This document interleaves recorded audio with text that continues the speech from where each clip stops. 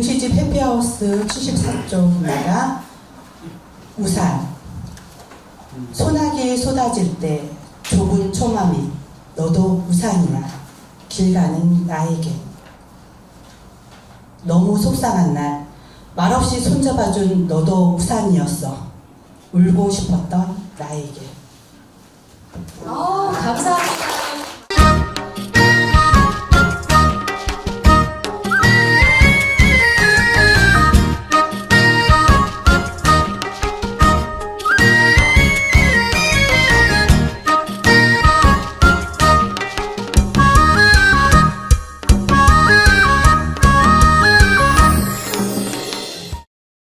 안녕하세요. 전북 아동문학회가 주최하는 문학북토크 전순자 작가님의 동시집 해피하우스 진행을 맡은 정광덕입니다. 바쁜 토요일 오후 시간을 내어 자리를 빛내주신 여러분들께 감사드립니다.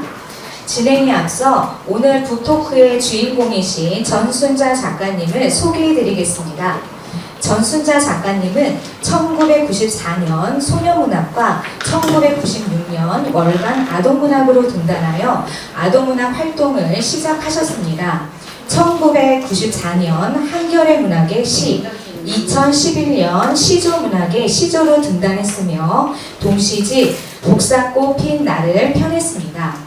41년간 초등학교에서 근무하였으며 한국문인협회 익산지부장, 한국아동문학회 전북지회장, 전북아동문학회장을 역임했습니다. 자, 전순자 선생님 오늘 함께 이야기 나누게 되어 반갑습니다. 저도 정광덕 선생님하고 함께 이렇게 이야기를 나누게 돼서 정말 반갑습니다. 네, 감사합니다. 먼저 문학활동은 어떻게 시작하게 되었는지 궁금합니다. 네, 처음 시작은 고인 되신 우리 전북 아동문학회 9대 회장님이셨던 소석호 선생님께서 문학의 길로 안내해 주셔서 동참하게 되었습니다. 그러셨군요. 소석호 선생님께서 문학의 길로 추천해 주신 계기가 있었을까요? 네, 저는 햇병아기 때부터 동요지도를 많이 했어요. 그런데 이제 동요지도를 하다 보니까 KBS 전주 방송국에 아이들 많이 내보냈고 노래를 지도하면서 기존 곡들도 많이 지도했지만 또 제가 작사 작곡한 것들을 이제 발표할 기회가 있었습니다. 저 그때 KBS 전북 방송에서는 지방 선생님들의 내고장 동요라고 해가지고 지방 선생님이 작사 작곡한 곡들을 발표할 기회를 줬었는데 그때 이제 내고장 동요에 봄소식, 꽃소식이 당첨이 돼서 학생들이 부르고 그러다 보니까 그런 소식을 아시고 소석호 선생님께서 그러면 문학활동 같이 해보자 그렇게 말씀해 주셔서 처음엔 아무것도 몰랐지만 그냥 소석호 선생님 따라서 문학의 길로 한번 들어서 문의들을 만나게 되었습니다. 네. 요번에 보니까 선생님이 학교에서 이제 어린이 동요도 지도하시고 동시도 지도하시고 그러셨는데 보니까 제가 이렇게 동시집을 보니까 동시집이지만 여기에 동시조도 있고 여러 명 실려져 있더라고요. 근데 그 어린이들 지도하실 때 동시조도 지도하고 그러셨나요? 네, 저는 동시조에 대해서 관심이 많았어요. 동요 가사가 동시조에 매우 가깝거든요. 그리고 운율이 같고 이제 그 동시조를 쓰면은 바로 동요로 바로 만들 수가 있어요. 근데 동시는 조금 다듬어야 하지만 그래서 이제 동시조에 관심이 많았고 군산 부설초등학교 있을 때 제가 특별히 동시조를 많이 지도했어요. 그래서 그 학교에서 어린이들이 쓴 동시조를 모아서 동시조집을 발간했고 내가 있어 세상을 빛나라는 제목으로 학교 단위에 아마 전국에서 최초로 발간했다고 사람들 그랬어요. 전 잘 모르겠지만 아동문에서 발간했고 그때 우리 윤희연 회장님도 와서 많이 도와주셨고 양정수 선생님이랑 동시조 많이 지도해 주셨습니다. 그래서 1년 내내 거의 문학교실을 열고 있었어요. 주말에. 그리고 방학 때 특별교실 열고 그래서 많은 동시조 보급을 하는데 큰 역할을 했었고 세계 동시조 대회에서 또 지도교사상도 탄 적이 있습니다. 그래서 동시조집 발간 했을 때 많은 분들이 시조를 쓰시는 분들이 야 진짜 어린이들이 이렇게 동시를 잘 쓰냐 그러면서 칭찬도 많이 해주셨고요. 네. 그러니까 어린이들이 직접 쓴 글을 책으로 발간되었을 때 어린이들이 참 좋아했을 것 같아요. 교직에 계시는 동안 어린이들에게 도묘 지도뿐만 아니라 글쓰기 지도에도 많은 시간을 할애하신 것 같아요. 네, 저는 교직에 있는 동안 내내 아무튼 퇴직할 때까지 글쓰기 지도를 했다고 보면 됩니다. 제가 제 글을 쓴 것보다 아마 시조나 동시 쓰기를 많이 지도했고 산문도 많이 지도했지만 전부 군산 부설초등학교 있을 때는 군산시내에서 실시하는 모든 대의를 다 쓸어 왔습니다. 군산 부설 아이들이.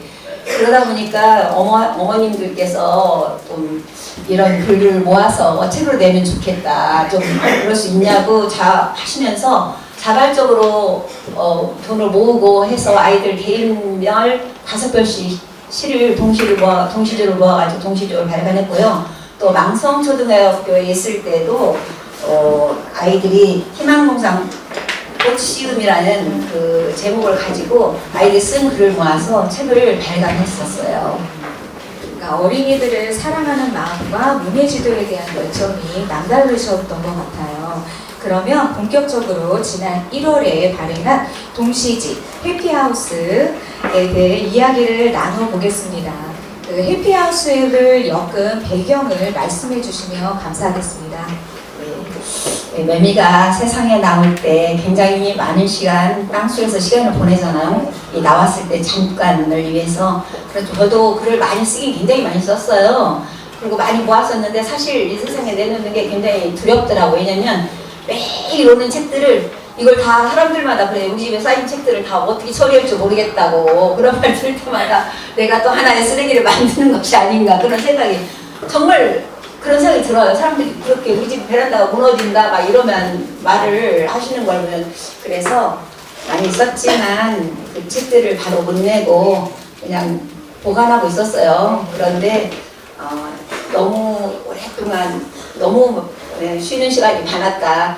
그래도 좀 묶어야겠다 생각하면서 한번 그냥 쓴 글들 중에서 여러 편을 좀 모아가지고 한 자리에 모아봤습니다. 네, 그 해피하우스를 그 차례를 살펴보면은 1부의 봄날의 수채화, 2부 꽃들의 이야기, 3부 친구가 필요해, 4부 꿈꾸는 세상, 5부 해피하우스라는 소제목으로 나누었는데요. 각각 특징이 있을까요?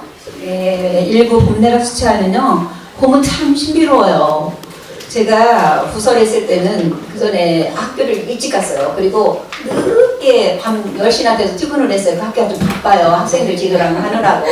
그러다 보면 이제 그 아름다운 신비로움을 못 느꼈는데 제가 그 학교에서 나오면서 일반 학교로 오면서 너무 봄이 아름다운 거예요. 새싹들이 돋아나고 그래서 이 봄을 정말 이 아름다운 봄들 색깔이 점점 연노랑에서 노랑으로 그리고 노랑에서 연두로 연두에서 초록으로 이렇게 변해가는 그 봄 세상에 너무 흠뻑 빠졌어요. 그래서 그런 흑갈색 새싹이 땅에서 새싹이 나오면서 너무 아름답고 예뻐서 이런 꽃들 그런 봄에 대한 사랑을 동시로 써보고 싶어서 썼던 것들이고요. 2부 꽃들 이야기는 제가 꽃을 좋아하거든요. 저희 집에 꽃이 많습니다. 그리고 이제 대문에도 이렇게 꽃을 걸어놨어요. 저희 집은.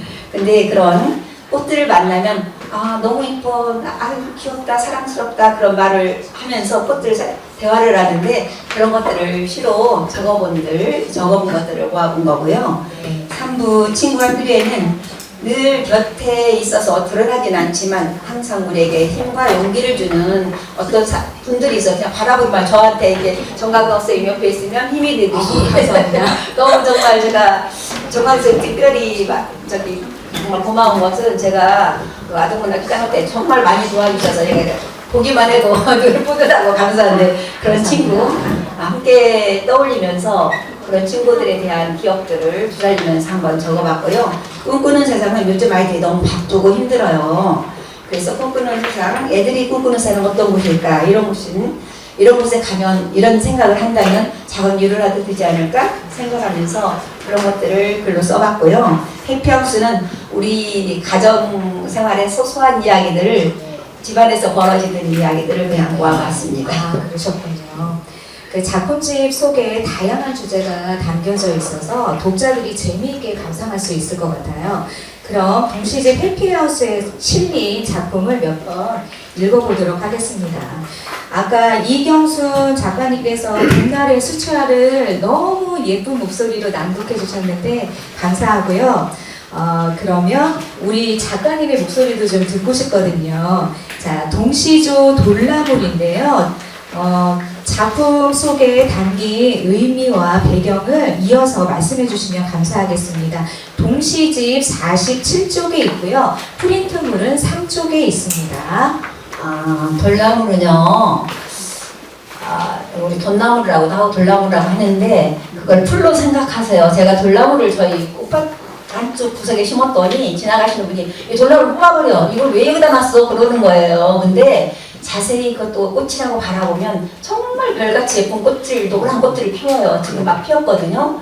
그래서 우리가 만나는 사람들 누구라도, 우리가 사랑스러운 눈으로 바라봐주면, 사람도 그렇잖아요. 정말 아름다운 뭔가 독특한 개성을 발휘할 거라고 생각하고 있어요. 그래서 그런 의미를 담아서 돌나물을 제가 써봤는데요. 한번 낭송해 보겠습니다. 돌나물. 이른 봄 꽃샘추위 흰눈 아직 남았는데 꽃밭에 숭이숭이 초록 잎꽃 피고 있다.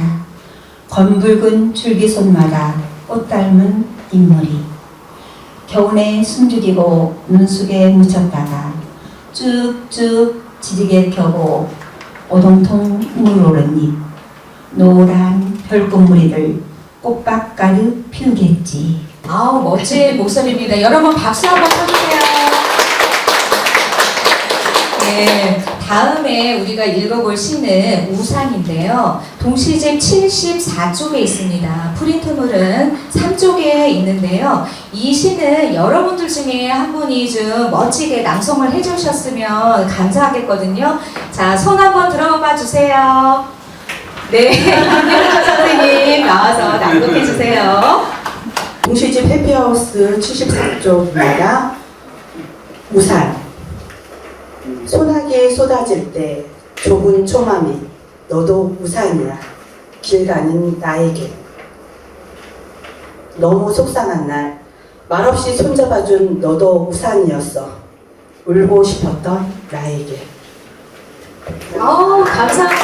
우리 박수 좀 보내주세요. 민철 선생님 아주 예쁜 목소리로 분위기 잘 살려서 읽어주셨네요. 자, 작가님 이 시 우산에는 어떤 의미가 담겨 있을까요? 네, 우리는 우울할 때 또 마음이 아플 때 자신이 혼자라는 생각을 할 때가 많은데요. 우울하거나 슬픈 생각이 들 때 나 혼자라는 외로움을 느낄 때 관심을 가져주고 슬며시 이렇게 터치만 해줘도 굉장히 힘이 나거나 마주 보기만 해도 울분, 슬픔이 다 이게 해소되는 것 같은 느낌이 들 때가 많아요. 근데 언제나 우리는 우리 곁에 혼자가 아니에요. 누구든지 바라봐주는 사람인데 그걸 느끼지 못할 뿐이죠. 그래서 늘 혼자가 아니라 저를 응원해주고 지원해주는 그런 분들에게 감사함을 느낄 때가 있어서 우리 서로에게 따스함을, 그런 따뜻한 마음을 전하는 그런 비 오는 날 우산 같은 사람이 나도 되고 싶고 또 나에게 그런 우산 같은 사람인 분을 늘 생각하면서 감사하는 마음을 담아 드리고 싶어서 이 동시 우산을 썼습니다. 네, 아우 너무나 예쁘고 따뜻한 마음이 담겨져 있었네요. 자, 다음은 시 해피하우스 우리 집을 읽어볼 텐데요. 동시집 128쪽에 있고 프린트물은 4쪽에 있습니다. 이 시도 여러분들 중에 한 분이 좀 멋지게 읽어주셨으면 좋겠는데, 자, 손 좀 들어보세요. 너무나 많이 드셨네요. 자, 그 중에 우리 양현미 선생님이 읽어주시겠습니다. 나와주세요. 해피하우스 우리 집 전순자. 꽃들 많으면 꽃나라고요.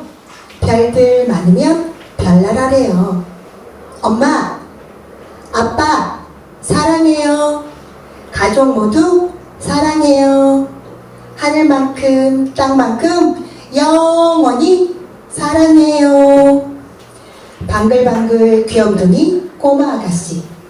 우리 집 가득 채운 사랑의 메시지. 언제나 우리 집은 사랑이 꽃피는 집. 꽃들 많으면 꽃나라고요. 별들 많으면 별나라래요. 얘들아 고마워. 아들 딸 힘내자. 지구만큼 우주만큼 끝없이 사랑해. 쓰담쓰담 안아주는 우리 부모님. 우리 집 가득 채운 행복한 메시지. 언제나 우리 집은 행복이 넘치는 집. 목소리로 낭송을 해주셔가지고 진짜 해피하우스가 된 느낌입니다.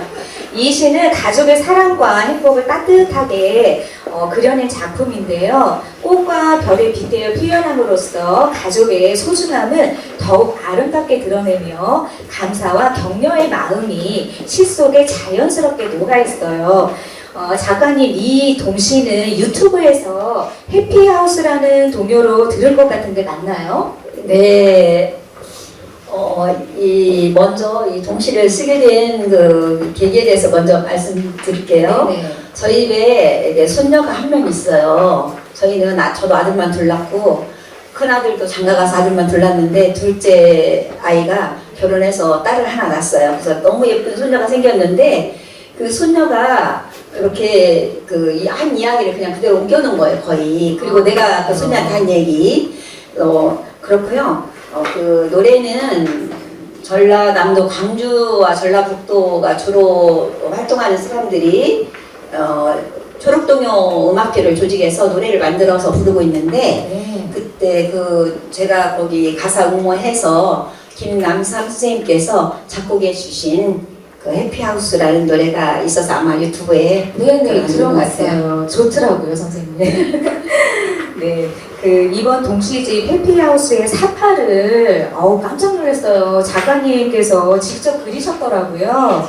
실력이 대단하시던데 그림을 전문적으로 배우신 적이 있으신가요? 아유, 저 모르면 용감하다고요. 저 한 번도 그려본 적이 없는데 그냥 이렇게 그냥 한번 저기 외부로 자료를 받아서 넣으니까 별로 좋지 않은 것 같아서 그냥 제가 한번 그려봤더니 그럭저럭 그냥 괜찮은 것 같아서 한번 그래 한번 그려보자. 용감하게 무식하니까 용감하게 도전해보자 하고 도전해봤습니다.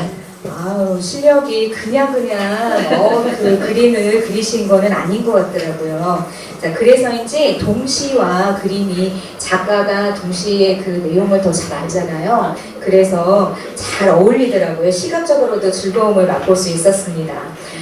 지금까지 동시를 통해 소통하며 행복한 여행을 떠나보았는데요. 지금 질문을 받아보려고 하거든요, 여러분. 자, 여러분들의 시간입니다. 자, 혹시 작가님께 이거는 꼭 묻고 싶다 하시는 분 계신가요? 없으신가요? 작가님을 너무 잘 아시는군요. 자, 저쪽에서 지금 2분 남았다고 막 사인을 주십니다. 자, 그래서 그냥 후딱 넘어가겠습니다. 자, 마지막으로 앞으로의 계획을 좀 듣고 싶어요. 어떤 계획이 있나요? 네, 다음에 지금 편집을 다 해놓은 동시집이 한 권 있습니다. 내년에 좀 발간할 생각에 원래는 올해 발간하려고 했는데 올해 하나 발간했으니까 내년에 하라는 그런 권유들이 많이 있더라고요. 그래서 제목은 바람개비이고요. 이제 그 이야기에도 아기자기한 이야기들을 담아서 지금 80편 아주 편집까지 다 해놨습니다. 기대해 주세요. 대단하십니다. 자, 그 내년 발간 예정인 동시집 바람개비에는 어떤 이야기들이 담겨 있을지 벌써부터 궁금합니다. 앞으로도 좋은 작품집 쑥쑥 나오시길 응원합니다. 지금까지 함께 해주셔서 감사합니다. 감사합니다.